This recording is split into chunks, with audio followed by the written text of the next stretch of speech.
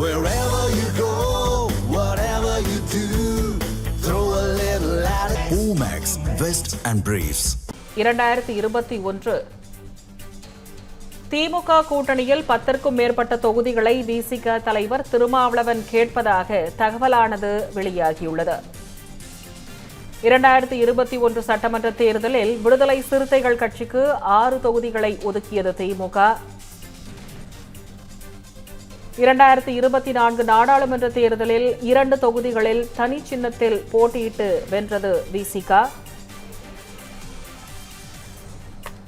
மாநில கட்சியாக அங்கீகாரம் பெற்றுள்ளதால் கூடுதல் தொகுதிகளை எதிர்பார்க்கும் திருமாவளவன். இது தொடர்பான கூடுதல் விவரங்களை செய்தியாளர் வழங்க கேட்கலாம். வணக்கம் கவியரசன். தற்போது விசிக அதிக இடங்களை கேட்பதாக செய்திகள் வெளிவந்த வண்ணம் உள்ளன. இது தாவேகாவுக்கு தாவுவதற்கான ஒரு முன்னெடுப்பாக பார்க்க முடியுமா? விரிவான விவரங்களை பதிவு செய்யுங்க கவியரசன். வணக்கம் வித்யா. திமுக ஒவ்வொரு தேர்தலையும் சொல்ற விஷயம் என்ன அப்படின்னா, எங்கள் கூட்டணி உறுதியாக இருக்கிறது, இன்டாக்டாக இருக்கிறது. எதிர்கட்சிகள் அந்த கூட்டணி ஒற்றுமை இல்லாம இருக்காங்க, பலவீனமாக இருக்கிறாங்க அப்படிங்கிறத தொடர்ந்து திமுக சொல்லிக்கிட்டே வந்திருக்கு, அல்லது திமுகவை ஆதரிக்கிறவர்கள் சொல்லிக்கொண்டே வந்திருக்கிறார்கள். நம்ம தொலைக்காட்சி விவாதங்கள்ல எல்லாம் நிறைய பார்த்திருக்கலாம். திமுக கூட்டணி இன்டாக்டாக இருக்கிறது, அதே நேரத்தில் எதிர்கட்சி கூட்டணி சிதறி போயிருக்கிறது அப்படின்லாம் பேசுவாங்க. ஆனா இந்த காட்சிகளை எல்லாம் பார்க்கும்போது தற்போது திமுக கூட்டணியில தான் பெரிய அளவுக்கு சிக்கல் இருக்கிறது அப்படிங்கிறத புரிந்து கொள்ள முடிகிறதுன்னு அரசியல் விமர்சகர்கள் சொல்றாங்க.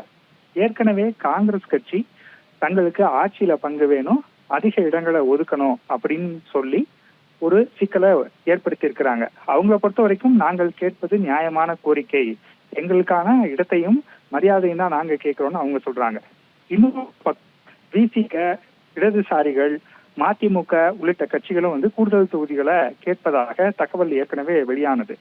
இத்தகைய சூழ்நிலையில விசிகாவை பொறுத்த வரைக்கும் அந்த கட்சியினுடைய தலைவர் திருமாவளவன் திமுக கூட்டணியில 10க்கும் மேற்பட்ட தொகுதிகளை கேட்பதற்கு முடிவு செய்திருப்பதாகவும் அது தொடர்பான தகவலை திமுக தலைமையிட்ட தெரிவித்து விட்டதாகவும் கூறப்படுகிறது. ஆனா அந்த அளவுக்கு விசிகாவுக்கு தொகுதிகளை ஒதுக்க திமுக தயாராக இல்லை அப்படிங்கிற தகவலும் வெளியாகி இருக்கிறது. விசிகாவை பொறுத்த வரைக்கும் 2021 6 தொகுதிகளில் போட்டியிட்டாங்க. திமுக 6 தொகுதி தான் 2021 விசிகாவுக்கு கொடுத்தது. 2024 2 தொகுதிகளில் தனி சின்னத்துல போட்டியிட்டு வெற்றி பெற்றாங்க. அது மட்டும் இல்ல, மாநில கட்சி அப்படிங்கிற அங்கீகாரத்தையும் அவங்க பெற்றிருக்கிறாங்க. அதனால இந்த முறை எங்களுடைய கட்சி வளர்ச்சி அடைந்திருக்கிறது, அதற்கு ஏற்றவாறு நீங்க தொகுதிகளை ஒதுக்கணும்னு திருமாவளவன் கேட்பதாக சொல்லப்படுகிறது. ஆனா அவ்வளவு தொகுதிகளை கொடுக்க விரும்பாத திமுக விசிகாவுக்குள்ள இருக்கக்கூடிய முக்கிய நிர்வாகிகளை வச்சு அந்த கட்சியோட தலைவர் திருமாவளவனுக்கு நெருக்கடி கொடுப்பதாக சொல்றாங்க. அதாவது திமுகவால ஆதாயம் பெற்ற விசிக நிர்வாகிகள், முக்கிய பதவியில இருக்கிறவங்க எல்லாம் 6 முதல் 8 தொகுதிகள் மட்டும் நம்ம வாங்கிக்கலாம், அதுக்கு மேலெல்லாம் அழுத்தம் கொடுக்காதீங்க அப்படின்னு சொல்லி திருமாவளவனுக்கு நெருக்கடி கொடுப்பதாக கூறப்படுகிறது. அதாவது பொதுவா கட்சியில தலைவர் சொல்றதுதான் கீழே இருக்கவங்க கேட்பாங்க. ஆனா இங்க கீழே இருக்கக்கூடிய நிர்வாகிகள் எல்லாம் தலைவருக்கு ஒரு அழுத்தம் கொடுப்பதாக தகவல் வெளியாக இருக்கிறது. தொகுதிகள் மட்டும் கிடையாது, ராமதாஸ் அவர்களை திமுக கூட்டணிக்குள்ள கொண்டு வர்றதுக்கும் நீங்க எதிர்ப்பு தெரிவிக்க கூடாது அப்படின்னு திருமாவளவனுக்கு அழுத்தம் கொடுக்கப்படுவதாக தெரிகிறது. ஒருவேளை இது ரெண்டுக்கும் திருமாவளவன் ஏற்க மறுத்தா விசிகாவை 2ஆக உடைக்கும் மட்டத்துல செய்திகள் வெளியாகி இருக்கிறது. இப்ப திருமாவளவன் ஒரு நெருக்கடியான நிலைமைக்கு தள்ளப்பட்டிருக்கிறாரு.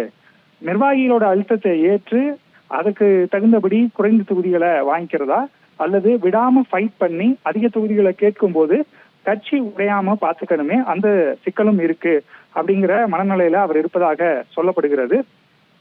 ஒருவேளை காங்கிரஸ் வெளியில போனா திருமாவளவன் அவர்களுக்கு அதிக தொகுதிகள் ஒதுக்கப்படுவதற்கான வாய்ப்பு இருக்கு அப்படின்னு சொல்றாங்க.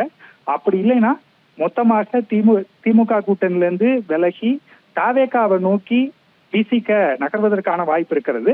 ஆனால் அப்படி ஒன்று நடந்தால் நிச்சயமாக கட்சி 2ஆக உடையும், அந்த காரியத்தை திமுகவே செய்யும் அப்படிங்கிற குற்றச்சாட்டும் தொடர்ந்து முன்வைக்கப்படுது. பார்க்கலாம், பொறுத்திருந்து என்ன நடக்குது அப்படிங்கிறத. திவ்யா, திமுக கூட்டணியில் நிலவும் நெருக்கடி தொடர்பான விவரங்களை பதிவு செய்ததற்கு நன்றி கவியரசன்.